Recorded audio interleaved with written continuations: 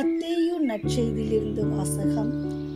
அதிகாரம் 13, திருவசனங்கள் 36 தொடக்கம் 43 வரை.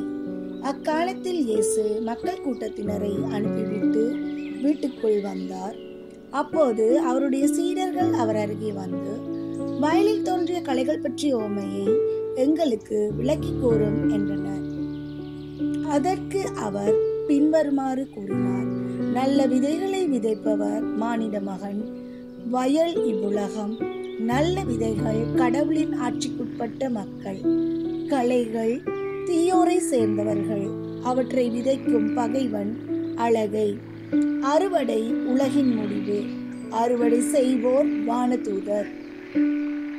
எவ்வாறு களைகளை பறித்து தீக்கிரையாக்குவார்களோ அவ்வாறே உலக முடிவிலும் நடக்கும். மானிட மகன் தன் வானதூதரை அனுப்புவார்.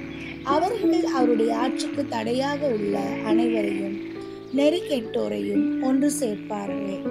பின் அவர்களை தீச்சூளையில் தள்ளுவார்கள். அங்கே அழுகையும் அங்கலாய்ப்பும் இருக்கும். அப்போது நேர்மையாளர் தம் தந்தையின் ஆட்சியில் கதிரவனை போல் ஒளி வீசுவார். கேட்க செவியுள்ளோர் கேட்கட்டும். இது கிறிஸ்து வழங்கும் நற்செய்தி. கிறிஸ்துவே உமக்கு புகழ்.